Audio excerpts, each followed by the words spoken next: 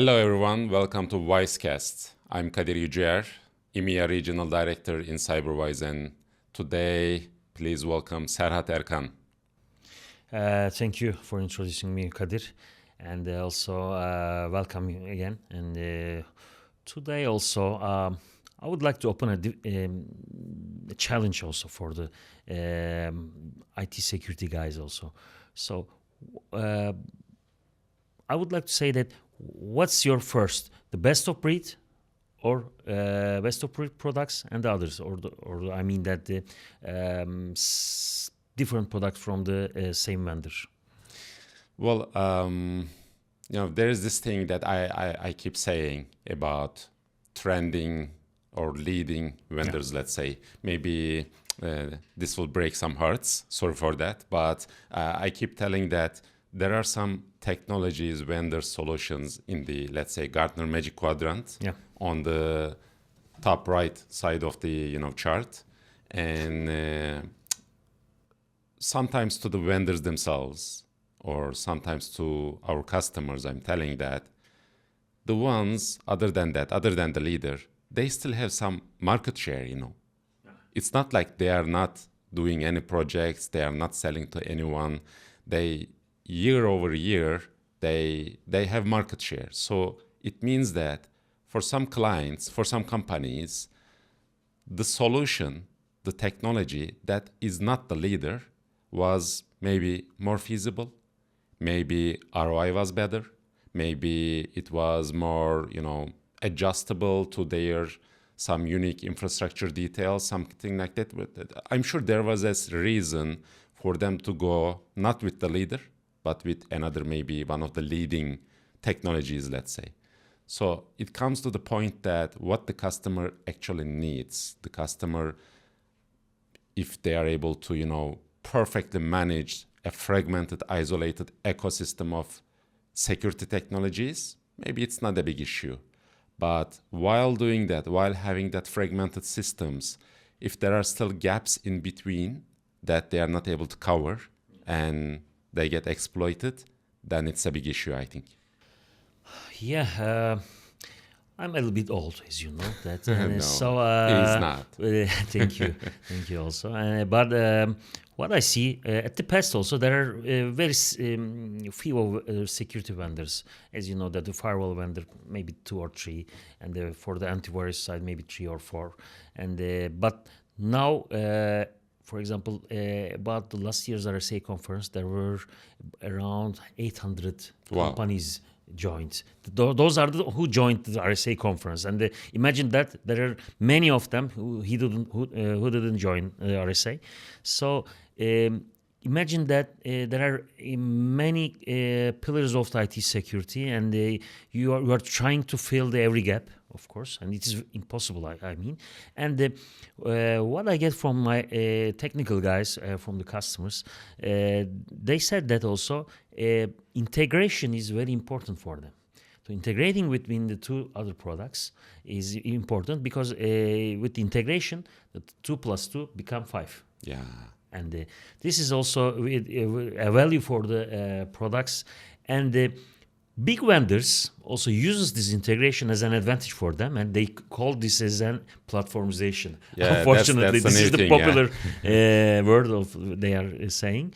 But on the other hand, everybody agrees that the big vendors, every product is not the best of breed.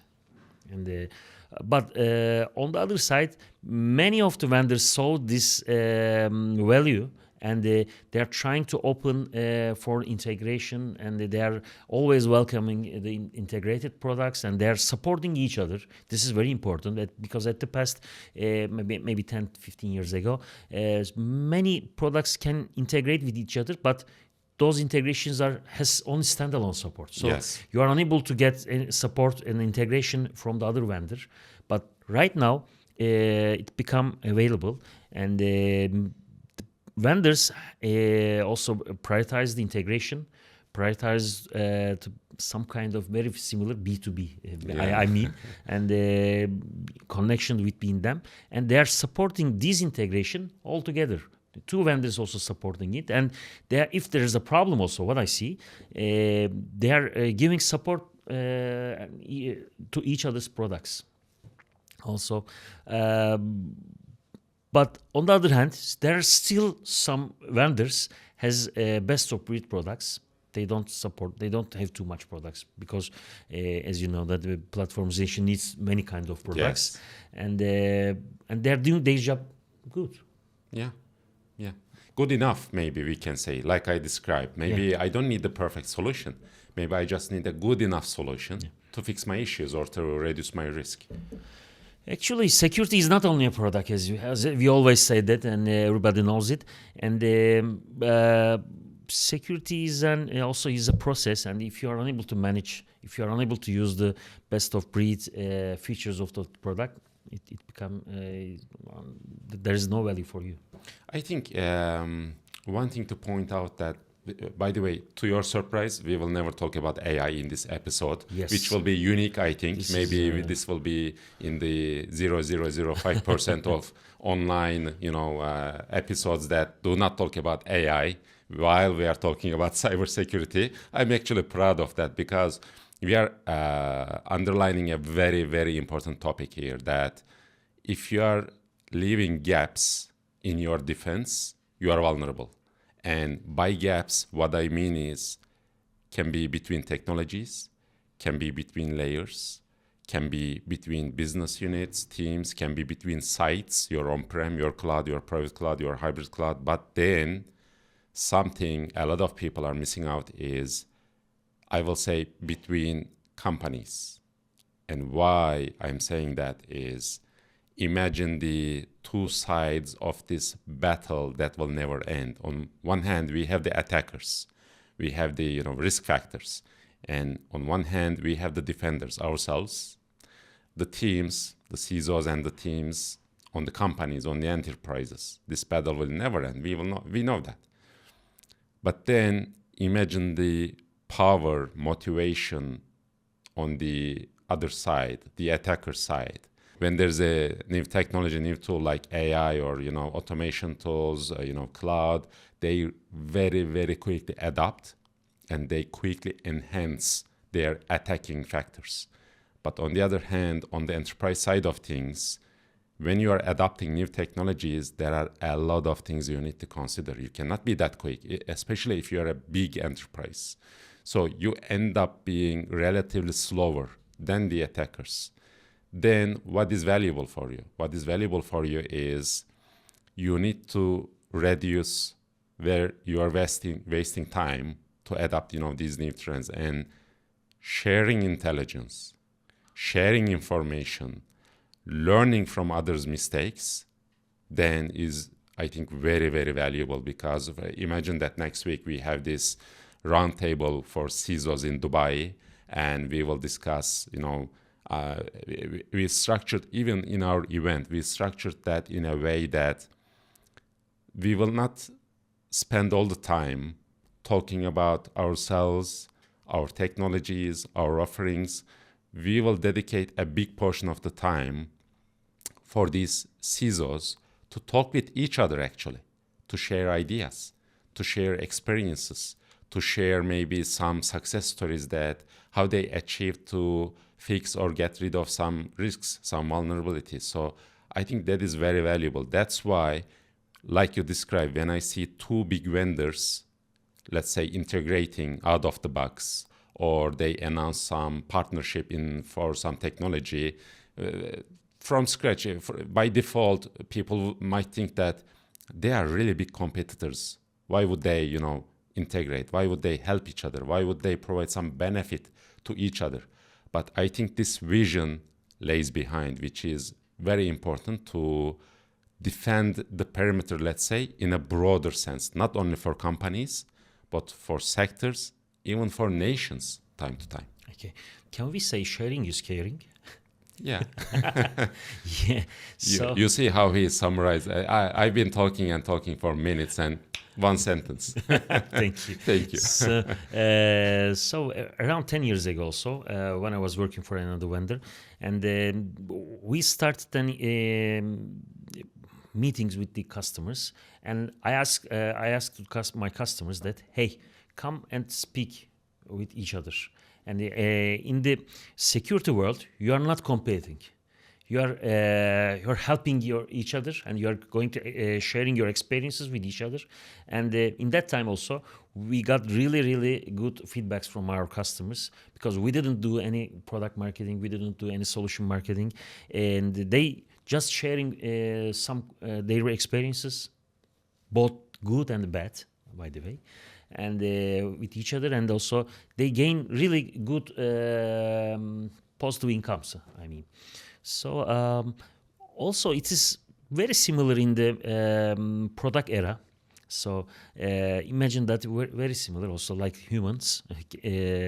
So products can share very similar intelligence with each other, and also with those intelligence, also using them, and the other product gains some extra capabilities, and can see some different kind of threats, and can detect it maybe earlier than a normal sign, and so again also it become a 2 plus 2 Yeah. become 5 again. Yeah. So this, in some regions, what I see, sometimes maybe the government or the traditional reasons, some kind of attack details, they don't want to disclose it. But on the other side, if they disclose it, we can learn what's the weak point of the attack, and how can they also prevent it, and what can we do. So as you know, there are very famous attacks at the past, like for example RSA attacks starting from the very past, and also Uber, and also some others. So really we learned many things about them, and we saw also our weak points. Our customers saw it, and we show them also. We are trying to help them, and they can fix it before it can happen. So it's very important, I really believe. On the other side also, I believe that your security partners, your security integrator is very important in this side, because if they have a really good experience with those kind of sectors, markets, and also products, and if you merge them under in the same house, so you are unable to give some extra value to your customers. It is also important, because it's very important to say that, hey, I know this attack, and you can do this to prevent it. It is a very important sentence, and you can help your customer before it can happen. That's also what I see from the sector, what I get from my colleagues, from the customers. Also, they are always welcoming that kind of roundtable events, and also because of not just listening a new product, new technology, also just sharing their experiences with others. Yeah, because it's not easy defending against this kind of attacks, and on the other hand, it is really not easy to manage some budget when trying to protect from like a very big size of threats, let's say, because you don't have unlimited budget, you don't have unlimited manpower, and it is like you need to find the sweet spot of things, that which kind of technologies, what kind of services you will spare your budget, and how are you going to coordinate them, how are you going to manage them, how are you going to make sure that you are covering all the attack surface without leaving anything. It's not an easy thing. It's very difficult, very complex, and it's ever changing each and every day with new threat landscapes and new dynamics. So you mentioned that you saw like 800 vendors. Yeah. Confession time. In CyberWise, we have more than 50 vendors, and when I joined CyberWise, it was not easy for me to get a handle of everything. Still, I am unable to say count every vendor also. Can be. Still. Because we have everything from application security, data security, network security, OT security, endpoint security, anything you can imagine, any layer we are able to address in a company. But then one thing that we are working heavily on is we have a technology stack in all these areas, We have our services. We have our vendor independent services as well, like audit and compliance, pen testing, red teaming, that kind of stuff. But then how we are working in terms of servicing the cybersecurity requirements of the client is we are not working like technology experts or vendor experts or just single topic experts. We are covering the whole picture, not to leave those gaps when we are providing these services. But even after that, these good videos on the internet that it starts with this cup, it starts zooming out until it sees the world from the space, it sees the galaxy. So it's like that. We keep taking that step back until we see a nation or even a region. How we can secure the region, how we can secure not only the companies, but at some points the citizens of that region as well. That's why we keep focusing on culture to enable and help the employees, citizens about cybersecurity, how they can protect each other, how they can protect themselves, how they can protect the company, because it's the backbone of the economy of the country they are living in at the end of the day. And then we always do our best to get together with the stakeholders in the companies, in the government entities, with the regulators time to time, to brainstorm, to discuss ideas, to discuss what's coming, what kind of precautions we should be taking. For example, post-quantum cryptography is not like we are doing many projects nowadays, but we keep talking about it because it's coming. And it will be, for some companies, it can be a bit late when they are aware that they have this risk. That's why we are doing our best to share our knowledge, our know-how about what's coming, what is the risk, how they can protect themselves. Because if you just look at if you have a basic point of view in terms of we are a company, we sell products, we sell services, and we are done after that, then it's not a sustainable value proposition. We are all about value. That's why I think, yes, there is a business. You have to run the business. You have to make money, but you also need to contribute to the ecosystem, and you need to do your best to grow that ecosystem as well with the stakeholders. I think that's very important for a secure and safe future across these, emerging, very dynamic threats. Exactly right. Also, I believe that our region has some advantages because, as you know, that Middle East and then maybe the East Mediterranean has some advantages against some other regions because we really like talking each other. Also. Yeah, and at the end of the day, it means that we're gonna share our experiences with others. And also this is, as you said, that it's an important thing. Thank you, Serhat, for being with me today.